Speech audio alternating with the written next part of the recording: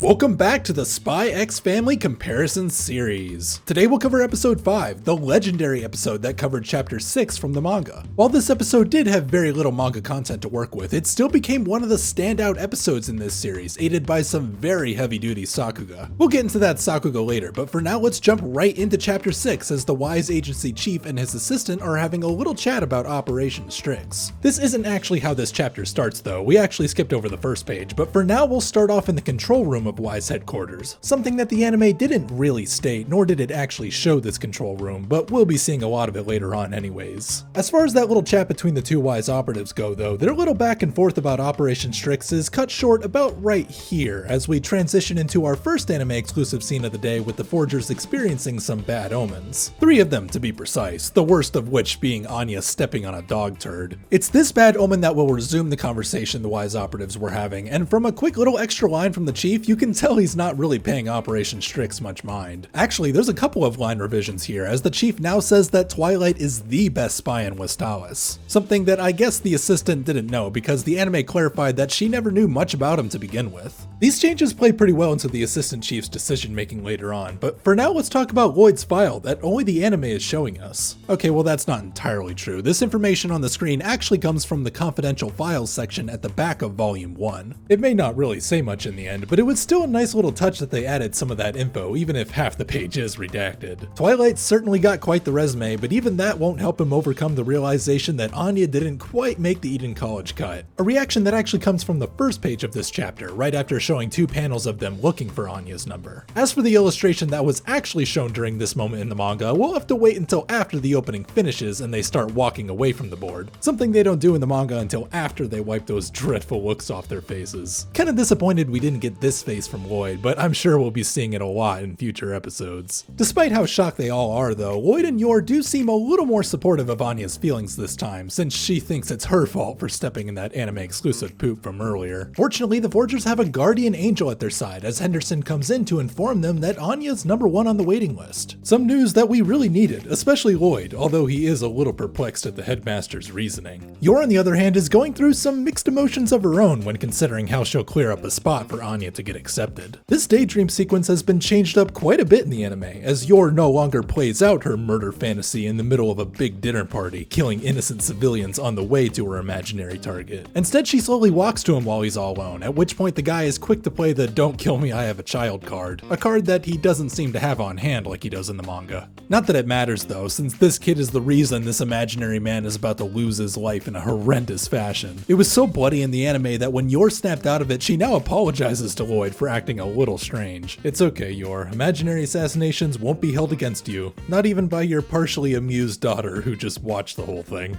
Anya isn't exactly taking this lightly either though, as over the next couple of days she performs an anime exclusive dance calling upon the acceptance gods with Mr. Chimera. And it's as Anya is doing this cute little dance that the phone rings and LOID zips around her while Anya goes spinning out of control. In the anime, she was spinning so much that not only did she lose Mr. Chimera, YOR had to stop her from spinning off into the stratosphere. A bit rude, LOID, but I can hardly blame him. He was looking forward to this day so much that he kept a party popper in his pocket for the last 3 days. Those days must have felt like an eternity, so it only makes sense that even Anya does a bit more celebrating in the anime before LOID picks her up to congratulate her. And it's such a momentous occasion that apparently everyone on the block already knows about it. Yeah, sure, Frankie, just let yourself in, why don't you? This guy is gonna be a real thorn in LOID's side in the coming hours, as it's this drunk mess that will be the initiator for future events. Really, it seems like everyone at this dinner table can't hold their drink very well. All except for LOID, who Frankie asks if he's even drinking at all. Now, this is where things start to vary, because in the manga, while LOID is holding a wine glass, he says that he's been trained to drink without getting intoxicated, but in the anime, he just straight isn't drinking at all, meaning that he forgoes that line and just tells Frankie to leave him alone. Personally, I think this part was changed because LOID should be alcohol-free since he'll be flying a plane exclusive to the anime soon, but that's just a theory.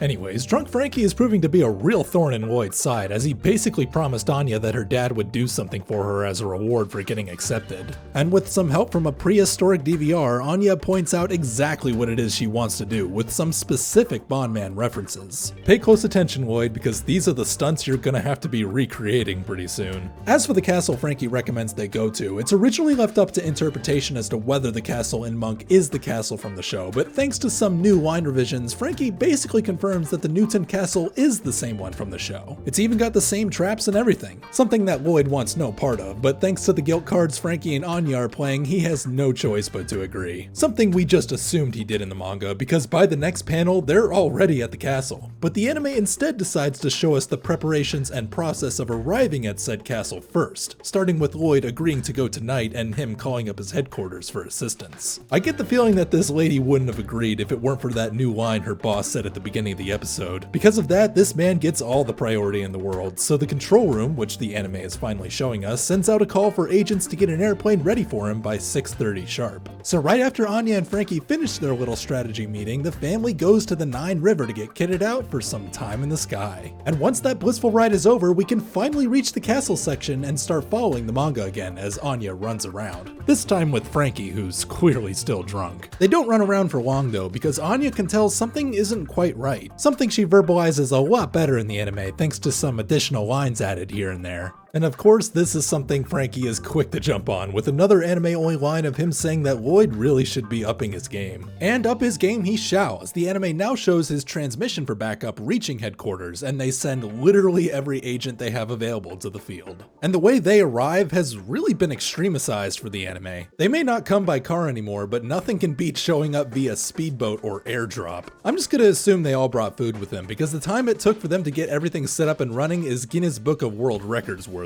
They definitely have the motivation to get it done though, as this mission is apparently ranked SS over, something that the anime alone tells us. Now, normally it's about here that Lloyd would ask Anya what's next, and Anya would assign roles to her guardians before chilling behind a makeshift prison. But that would be too boring, so instead they take this show to the limelight for all the other agents to watch so that Lloyd can basically hand over the chain of command to Frankie, who starts by introducing the protagonist of this little play, Princess Anya. Anya then goes on to introduce the rest of the cast in a similar way to how she does in the manga, with the exception of Frankie, who not only is still drunk, but has adopted the persona of Scruffy Head. This guy will be the main antagonist of this story, and since the agents aren't just decorative elements like they are in the manga, he wastes no time putting these henchmen to work while he takes off with the princess, as well as YOR, who's just there for the ride, really. And thanks to a helpful drawing from Anya, Lloyd Man the Savior is off to rescue the princess. But first he has to pass that test that Anya prepared earlier. As for that first question about why Anya likes Bondman, Lloyd really should have gotten this answer right. She basically told him right to his face in episode 1, but at least he got the peanut question right. As far as that last question goes though, I'm sure we all at home had our own ideas to what Anya wanted in that moment, but alas, it's a question that no one could have guessed the answer to, meaning that Lloyd's punishment will be to fully cement his status as the one and only Lloyd Man. While that first stage was pretty cute, it's the next ones that I've been looking forward to the most, because while they might not have anything to do with the manga, they display the best Sakuga this series has seen thus far. And it's all aided by a fantastic insert song by No Name. It really adds a lot to Lloyd Man's action scenes, and it's timed perfectly to the music. They know exactly when to switch from instrumental to vocals, and its impact makes this child game feel incredibly epic, as Lloyd Man does his best to keep up with Anya's fantasy. And that fantasy starts with the ride down a slide as the Scruff God's minions get ready for their big battle. Good to see those drawings Anya made at the house are being put to good use here.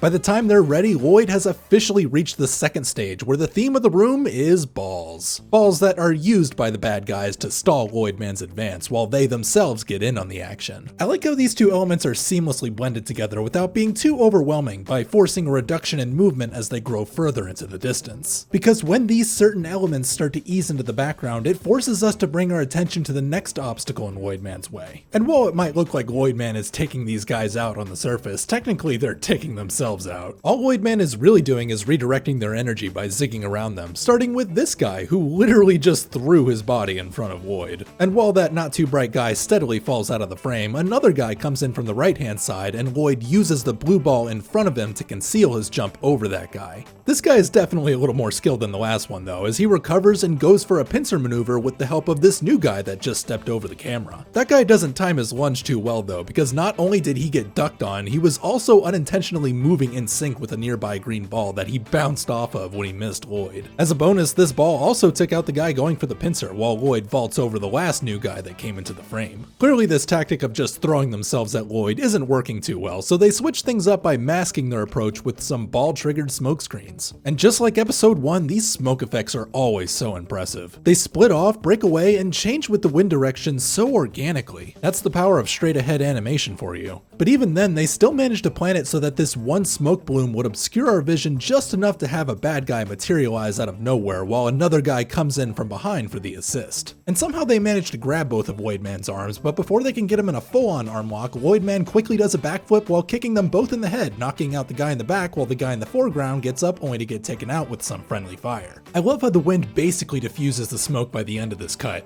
Really nice touch. And now that the music is really starting to pick up, that means it's time for LOID Man to do some real hardcore parkour, starting with a leap over this guy before grabbing the next guy head on, throwing him over his shoulder. As for the guy after that, it's a little unclear what actually happened to him, but thanks to some residual smears from LOID's arm, I think we can at least assume this guy was hit pretty hard with it. From there, LOID Man does a back-facing sidestep to avoid an incoming yellow ball and uses the guy following that ball as a springboard. And from one springboard to the next, LOID starts hopping over everyone as they try to grab him, eventually reaching the blue ball that will send him higher than he ever has, causing the background comp to turn into a blurry mess while LOID Man does an epic spin flip before landing and skimming past 2 more balls while one of the agents start fanboying out. This whole section, and especially this last cut, really shows the graceful rhythm of LOID Man's movements thanks to some expert timing work from Keisuke Okura, the same guy that animated LOID's first fight in episode 1. He slowed down LOID Man's movements at the perfect moments, just enough for the audience to recognize certain moves without interrupting the flow or being too disconnected from reality. The anatomy here really is first class stuff. LOID Man's limbs are so free, but in realistic terms, this form works in good conjunction with how anyone would balance themselves while doing moves like this. It has the perfect balance of exaggeration and believability. Keeping that momentum going while paying close attention to all the other elements on screen is an incredibly impressive feat. Moving on to the next stage though, LOID Man now has to reenact Bond Man's climb through the tower. But it won't be easy because while the big balls weren't too much of a threat, the concentrated fire of the little ones hinders LOID Man's movements quite a bit more, especially when the even bigger guns are brought out, forcing LOID Man to take a more tactical approach by disarming and taking out the guy giving orders with a home running pitch. And once his gun falls to him, LOID Man can then use it to put pressure on the big guns. While he only managed to hit one of them in the face, these guys that come to replace them are disarmed with some more hits to their hands, making their weapons fall as well so that LOID Man can grab them and go for some dual wielding action. From the fight scenes in episode 1, we already knew LOID was good at thinking on his feet, but his adaptive nature even helps him to get some revenge on Frankie by shooting one guy, making him shoot balls wildly in the air and then using shots from his own gun to propel those balls all the way to Frankie's face. Now that's some next level spatial awareness. He even checks both his corners when he finally makes his way to the roof, but it looks like he's a little too late because the princess is already being taken to another castle. So without wasting time, LOID Man reenacts the final action scene from the Bond Man cartoon, using his belt for a zipline, and the henchmen in the background, seeing how cool he looks, decide to give his exit even more flair by triggering some Kaito Tomioka explosions. This guy really did a good job on the shading of LOID Man while he lightly sways back and forth with the light of the explosions bouncing off him. It creates a great baseline for a really cinematic scene. That, along with the vocals brought in at the start of this scene, makes everything feel 10 times more epic. And as LOID reaches the end of the line, he jumps off and puts his belt back on mid-air, extending his legs into a landing that, honestly, he shouldn't have survived. I mean, just look at that drop. But with a few little rolls, he's right as rain, and even gets a cool guys don't look at explosions moment at the end to wrap up that fantastic insert song, as well as conclude this giant chunk of anime exclusive content. Other studios better take notes because this is how you do fillers. Though it does help that the entire castle section in the manga was abnormally high paced. Literally on the same page Anya assigned roles to everyone, we're already at the part where Frankie says he's impressed that LOID men made it this far. So this is the point where we start lightly following the manga again, and LOID starts to get embarrassed about playing this little charade in front of all the other agents. I say lightly because unlike the manga, we're no longer in the dining hall at this point. We've long since moved on from that area. Because it's in this new area of the castle where behind closed doors, the final challenger, Yorticia the Witch, appears and starts wobbling her way over to LOID man. Of course, in the manga, she was already standing right next to LOID, so it saves her time when she goes in for the right kick of doom.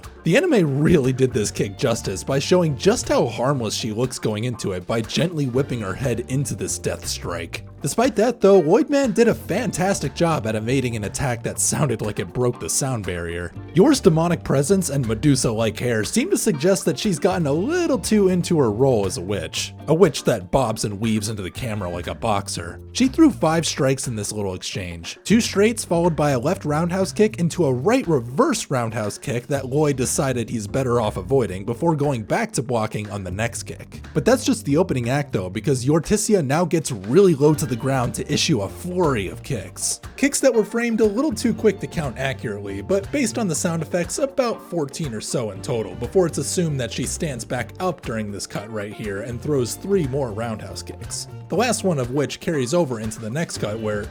Wait a minute. Okay, we're kicking, and...